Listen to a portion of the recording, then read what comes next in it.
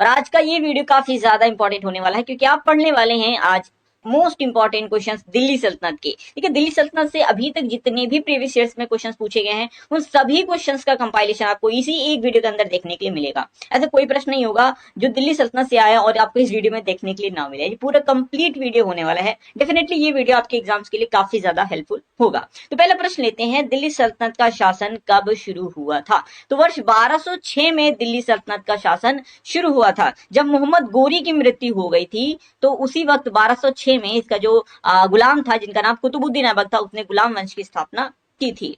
वहीं से शुरुआत हुई थी दिल्ली सल्तनत की। तो अगला प्रश्न उसी से रिलेटेड है, गुलाम या फिर मामलुक वंश का संस्थापक कौन था? कुतुबुद्दीन ऐबक। कुतुबुद्दीन ऐबक ने ही 1206 में गुलाम वंश की नींव रखी थी। कुतुबुद्दीन ऐबक की राजधानी कहाँ थी? कुतुबुद्दीन ऐबक की जो राजधानी थी वो उस वक्त लाहौर में थी। किसने मलिक और सिपह सलार की उपाधि धारण की थी? तो कुतुबुद्दीन ऐबक ने ही मलिक और सिपह सलार की उपाधि धारण की थी। काफी इंपॉर्टेंट प्रश्न है। किसे लाख बख्श के नाम से जाना जाता था? कुतुबुद्दीन ऐबक को लाख बख्श के नाम से जाना जाता था क्योंकि ये लाखों का दान किया करता था। किस शासक ने दिल्ली में कुव्वतुल इस्लाम नामक मस्जिद का निर्माण करवाया था? तो कुतुबुद्दीन ऐबक ने ही दिल्ली के अंदर कुव्वतुल इस्लाम मस्जिद का निर्माण करवाया था। कई बार ये प्रश्न एग्जाम में पूछा गया है। किसने अजमेर में 2.5 दिन का झोपड़ा नाम की एक मस्जिद बनवाई थी? तो ये भी कुतुबुद्दीन ऐबक ने ही बनवाई थी। काफी इंपॉर्टेंट, कई बार एग्जाम में पूछा गया था। गुलाम वंश का संस्थापक कुतुबुद्दीन ऐबक था, क्या था? तो तुर्क था, अफगानी था, फारसी था, ईरानी, क्या था? तो ये तुर्क था। ये भी प्रश्न एग्जाम में आ चुका है, इसलिए याद रखेंगे। अगला प्रश्न है, वर्ष 1210 ईस्वी में किस खेल को खेलते वक्त कुतुबुद्दीन ऐबक की मृत्यु हो गई थी? तो ये चौगान या फिर पोलो खेल रहे थे और घोड़े से गिरने के कारण इनकी मृत्यु हो गई थी। तो वर्ष 1210 में कुतुबुद्दीन ऐबक की मृत्यु हुई थी। सबसे पहले किसने दिल्ली सल्तनत में सुल्तान की उपाधि धारण की? ठीक है, कुतुबुद्दीन ऐबक ने कभी भी सुल्तान की उपाधि धारण नहीं की थी। ठीक है, सबसे पहले जो दिल्ली सल्तनत ने सुल्तान की उपाधि धारण की थी वो था इल्तुतमिश। इल्तुतमिश कौन था? तो इल्तुतमिश जो था वो कुतुबुद्दीन ऐबक का गुलाम था और कुतुबुद्दीन ऐबक का क्या दामाद भी था। अगला प्रश्न है, डॉक्टर ईश्वरी प्रसाद के अनुसार दिल्ली सल्तनत का वास्तविक संस्थापक या फिर उद्धारक कौन था? तो ये इल्तुतमिश ही था और ये प्रश्न एग्जाम में सारे के सारे प्रश्न बन चुके हैं। ये भी कई बार प्रश्न पूछा गया है।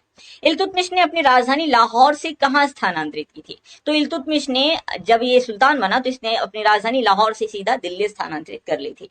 किसे गुलामों का गुलाम कहा जाता था? तो इल्तुतमिश को गुलामों का गुलाम कहा जाता। क्यों? कुतुबुद्दीन ऐबक गोरी का गुलाम था। अब कुतुबुद्दीन ऐबक का गुलाम इल्तुतमिश था तो गुलामों का गुलाम हो गया कौन? इल्तुतमिश। याद रखिएगा, इंपॉर्टेंट है, बहुत बार एग्जाम में पूछा गया। अगला प्रश्न है प्रश्न नंबर 14, किस शासक ने चालीसा दल जिसे तुर्कान चहलगामी कहा जाता था की स्थापना की थी? इल्तुतमिश ने साम्राज्य को संभालने के लिए 40 लोगों का एक ग्रुप बनाया था जो कि पूरे साम्राज्य को संभालेगा, लाइक जैसे मंत्री वगैरह संभालते हैं उसी तरह से, और इसका नाम दिया था तुर्कान चहलगामी। और ये लास्ट में तुर्कान चहलगामी ही इसके लिए हानिकारक भी साबित होता है।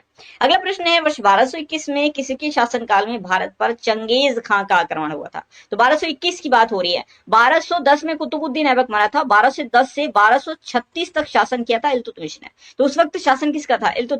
इल्तुतमिश का था क्योंकि 1221 में ही चंगेज खान ने भारत पर आक्रमण किया था और उसको रोकने का काम किसने किया था? इल्तुतमिश ने। मंगोल शासक चंगेज खान का मूल नाम क्या था? प्रीवियस ईयर का क्वेश्चन है। तेमुचिन क्या नाम? इसका नाम था तेमुचिन। कहीं कहीं पे तेमुजिन भी लिखा हुआ मिल जाएगा तो कंफ्यूज नहीं होइएगा। याद रखिएगा, चंगेज खान का मूल नाम तेमुचिन था। प्रीवियस ईयर का क्वेश्चन है इसलिए मैंने इस क्वेश्चन को यहाँ पर लिया हुआ है। इल्तुतमिश ने बिहार में अपना प्रथम सूबेदार किसे नियुक्त किया था? तो मलिक जानी को अपना सूबेदार नियुक्त किया था। इंपॉर्टेंट है, याद रखिएगा। अगला प्रश्न है, किसने सबसे पहले भारत में शुद्ध अरबी सिक्के चलवाए थे? इल्तुतमिश ने ही सबसे पहले भारत में अरबी सिक्के चलवाए थे।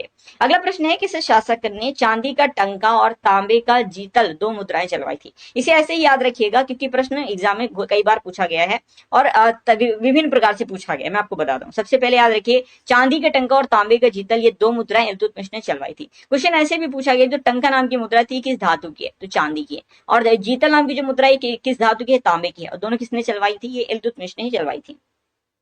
कौन भारत की पहली महिला शासिका थी? जब इल्तुतमिश की मृत्यु हुई तो उसने अपना जो उत्तराधिकार है वो अपनी बेटी को दिया था, रजिया बेगम। ठीक है, रजिया सुल्तान या रजिया बेगम, ये भारत की पहली महिला शासिका बनी थी। वर्ष 1236 से लेकर के 1240 तक ये शासिका रही थी। ये समय जरूर याद रखिएगा क्योंकि ये टाइम पीरियड एग्जाम में पूछा जा चुका है रजिया सुल्तान का।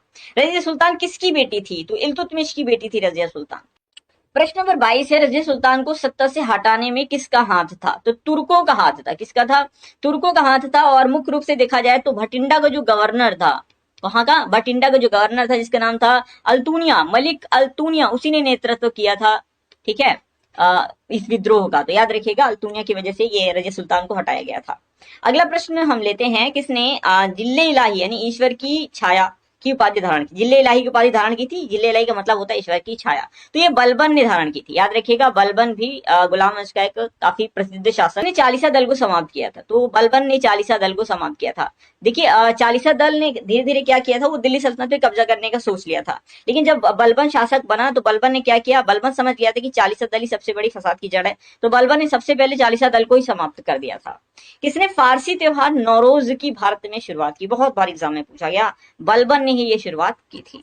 अगला प्रश्न है, किसने लौह और रक्त की नीति अपनाई थी, ये बलबन ने ही अपनाई थी। बलबन का कहना था कि जो राजा है ना, जो सुल्तान है, उसको निरंकुश होना चाहिए। लौह और रक्त की नीति का मतलब वो भाई साहब कत्लेआम करता हुआ चलता था, उसको कोई फर्क नहीं पड़ता था। किसी ने चोरी की सीधे हाथ काट दो, है ना, उसके सामने कोई झुका नहीं है तो उसकी ऐसी की तैसी कर दो। तो ये बलबन एक तरह का निरंकुश शासक था और ये कहता भी था कि निरंकुश होना चाहिए। किस शासक ने सिजदा और पैबोस प्रथा शुरू की थी, ये भी बलबन ने शुरू की थी। सिजदा मतलब होता है सीधे सीधे साष्टांग प्रणाम करो, लेट जाओ राजा के सामने, और पैबोस का मतलब होता है राजा के पैरों को चूमो, ठीक है। तो लोगों ने कहा कि सिजदा और पैबोस तो भाई साहब गलत है, क्योंकि सिजदा हो या पैबोस हो ये तो सिर्फ ईश्वर को किया जा सकता है। तो बलबन ने क्या कहा, अच्छा ये बात है, तो इसने क्या कहा, इसने कहा आपसे हम जिल्ले इलाही हैं। जिल्ले इलाही का मतलब ईश्वर की छाया है, ईश्वर तो नहीं है लेकिन ईश्वर की छाया है। तो तुम ईश्वर को भी जब सिजदा पैबोस कर सकते हो तो ईश्वर की छाया को भी कर सकते हो। तो चलो अब सिजदा और पैबोस मुझे करके दिखाओ। तो बलबन ने सिजदा और पैबोस प्रथा शुरू की थी। बलबन ने किस मस्जिद की दीवारों पर अपने शिलालेख में स्वयं को खलीफा का सहायक लिखवाया था, गढ़ मुक्तेश्वर की मस्जिद, याद रखिएगा गढ़ मुक्तेश्वर की मस्जिद। दिल्ली के किस सुल्तान को उलुग खां के नाम से भी जाना जाता था, तो उलुग खां के नाम से किसको जाना जाता था भाई साहब, यहाँ तो बलबन, गयासुद्दीन बलबन, पूरा नाम था गयासुद्दीन बलबन और इसे ही उलुग खां के नाम से जाना जाता था। गुलाम वंश का अंतिम शासक कौन था, कैकूबाद जो था वो गुलाम वंश का अंतिम शासक था। भारत पर मंगोलों के आक्रमण से निपटने के लिए किसने एक सैन्य विभाग दीवाने अर्ज की स्थापना की थी, तो ये दीवाने अर्ज की स्थापना जो है ना गयासुद्दीन बलबन ने की थी। किसने की थी, गयासुद्दीन बलबन ने दीवाने अर्ज की स्थापना की थी।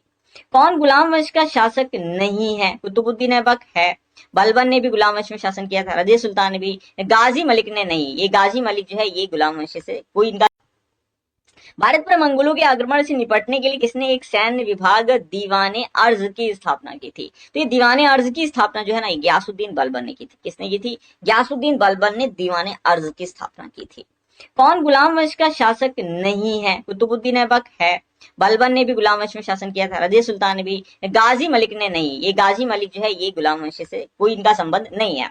किसी शासक की मृत्यु चौगान खेलते समय घोड़े से गिरकर हुई थी, ऐसे ही ये प्रश्न सीधा सीधा कई बार एग्जाम में पूछा गया, कुतुबुद्दीन ऐबक, और लाहौर में इसकी मृत्यु हुई थी। किसने प्रसिद्ध कुतुब मीनार के निर्माण में योगदान नहीं दिया था, कुतुबुद्दीन ऐबक ने शुरू किया था लेकिन ये बीच में ही मर गए थे। उसके बाद इल्तुतमिश ने कुतुब मीनार के निर्माण को पूरा करवाया था। फिर फिरोज शाह तुगलक ने 5वीं मंजिल बनवाई थी, यानी इन तीनों का तो योगदान रहा कुतुब मीनार में, लेकिन गयासुद्दीन तुगलक का कोई भी योगदान नहीं था कुतुब मीनार के निर्माण में। तो ऑप्शन नंबर डी करेक्ट है। खिलजी वंश की स्थापना किसने की थी, खिलजी वंश की स्थापना जलालुद्दीन खिलजी ने की थी, बहुत इंपॉर्टेंट है, जलालुद्दीन खिलजी ने की थी। दिल्ली के खिलजी सुल्तान थे, तो दिल्ली के जो खिलजी सुल्तान थे ये तुर्क थे। किसने सिकंदर सानी की उपाधि धारण की थी, सिकंदर सानी की उपाधि धारण की थी अलाउद्दीन खिलजी ने। किसने, अलाउद्दीन खिलजी ने। सिकंदर सानी का मतलब एकदम सिकंदर के जैसा। अलाउद्दीन का भी एकदम सपना ऐसा था कि वो पूरी दुनिया को जीतना चाहता था जैसे कि सिकंदर था, महत्वाकांक्षाएं बहुत बड़ी थी। किसने हुलिया और दाग प्रथा शुरू की थी, तो ये अलाउद्दीन खिलजी ने शुरू की थी। ये था क्या, इसने क्या किया, अपने सेना को काफी स्ट्रॉन्ग बनाया। तो घोड़ों मतलब जो पूरी दुनिया से घोड़े मंगाता था और उनको डिफरेंट कैटेगरी में बांटता था, मतलब सबसे ए क्लास के घोड़े सबसे अच्छे, फिर उससे कम, फिर बी, फिर उससे कम सी। तो उनके क्या करता था, पीठ पे निशान बनवा देता था, गरम सलाख जो होती थी उससे पीठ पे निशान बना देता था, ये सबसे अव्वल किस्म के घोड़े, इसी को दाग प्रथा बोला जाता था। तो ये याद रखिएगा, इंपॉर्टेंट है, अलाउद्दीन खिलजी ने चलाया था। मलिक काफूर किसके सैन्य कमांडर थे, ये प्रश्न एसएससी का फेवरेट है। अलाउद्दीन खिलजी बहुत बार पूछा गया और एसएससी हर बार पूछता है भाई साहब, मलिक काफूर किसका सैन्य कमांडर था, अलाउद्दीन खिलजी का था। कौन से फारसी इतिहासकार अलाउद्दीन खिलजी के साथ उसके चित्तौड़ अभियान में गया था, तो ये अमीर खुसरो गए थे। किसे 1000 दिनारी कहा जाता था, मलिक काफूर को 1000 दिनारी कहा जाता था क्योंकि मलिक काफूर एक गुलाम था जिसे 1000 दिनार देकर के खरीदा गया था। ठीक है, फाइनली अलाउद्दीन को गिफ्ट किया था इनके ससुर जी ने। ठीक है, और मलिक काफूर याद रखिएगा, 1000 दिनारी मलिक काफूर को बोला जाता है। अगला प्रश्न है अलाउद्दीन खिलजी के आक्रमण के समय देवगिरी का शासक कौन था? उस वक्त देवगिरी का शासक रामचंद्र देव था। प्रीवियस ईयर का क्वेश्चन है, हल्के में मत लीजिएगा इसको, ठीक है। अगला प्रश्न है किस सुल्तान के काल में खालिसा भूमि नॉट चालीसा, खालिसा भूमि सबसे अधिक पैमाने में विकसित हुई थी? अलाउद्दीन खिलजी के टाइम पे। अलाउद्दीन खिलजी ने क्या किया था जब ये शासक बना था, इसने क्या किया, राज्य में जो भी अधिकारी हैं या मंत्री हैं उनको पेंशन में या फिर इनाम में कोई भी कभी भी जमीन जो मिली थी, इसने क्या किया, वो सारी जमीन फिर से वापस ले ली, सारी जमीन छीन ली। अब ज्यादा जमीन हो गई तो खालिसा भूमि इसके पास बहुत ज्यादा हो चुकी थी। तो अलाउद्दीन खिलजी इसका करेक्ट आंसर है। उस सुल्तान का नाम क्या है जिसने भू राजस्व उपज का 50% कर दिया? अलाउद्दीन खिलजी। इसने कर क्या किया, टैक्स जो है वो 50% कर दिया। किसान जितना भी उगाएंगे अपने खेत के अंदर, उनकी जो भी उपज होगी ना, वो क्या होगा, उनका 50% जो है सुल्तान को देना पड़ेगा। तो ये अलाउद्दीन खिलजी ने किया था। किस सुल्तान ने बाजार सुधार नीति शुरू की थी? अलाउद्दीन खिलजी ने ये शुरू की थी। सीधा प्रश्न पूछा जाएगा, आपको भी सीधा जवाब देना है। अगला प्रश्न है घरी और ग्रह कर और चराई कर, ठीक है, घरी या फिर ग्रह कर या फिर और चराई कर, दो कर यहाँ पर लगाए थे इसने, किसने लगाए थे?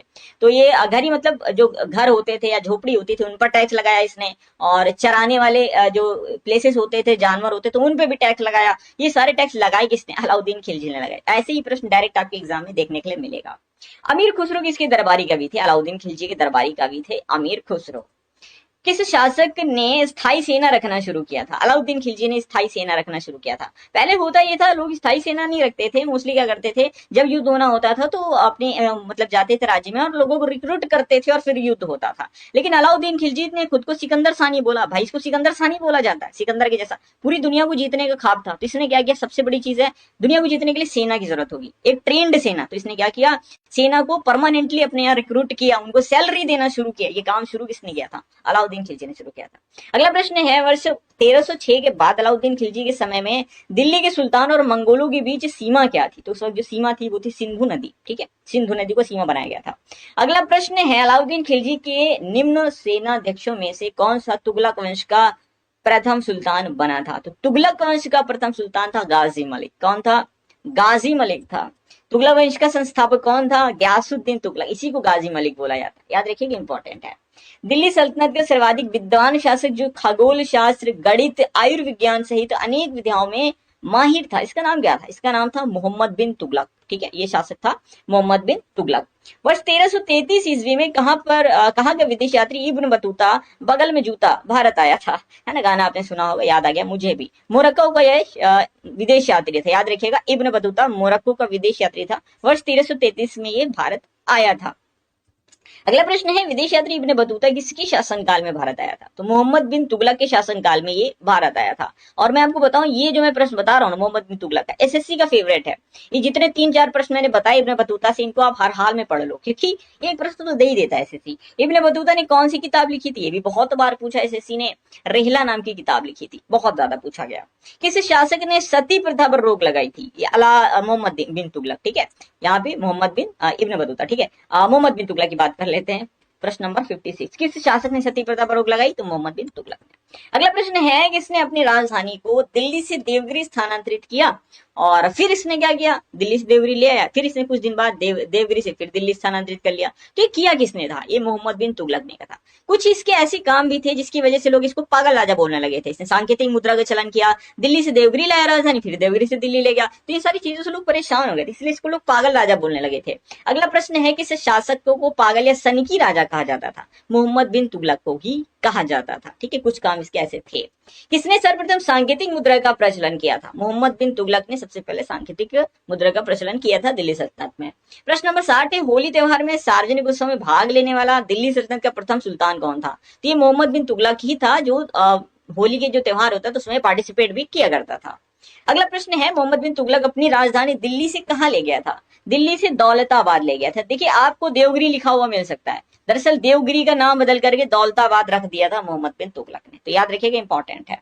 अगला प्रश्न है दिल्ली के किस सुल्तान की मृत्यु पर प्रसिद्ध इतिहासकार बदायूनी ने कहा था राजा को प्रजा से मुक्ति मिली व उन्हें राजा से, ठीक है, तो याद रखिएगा, राजा को प्रजा से मुक्ति मिली और प्रजा को राजा से, इस तरह से। तो ये किसने कहा था? बदायूनी ने कहा था। किसके लिए कहा था?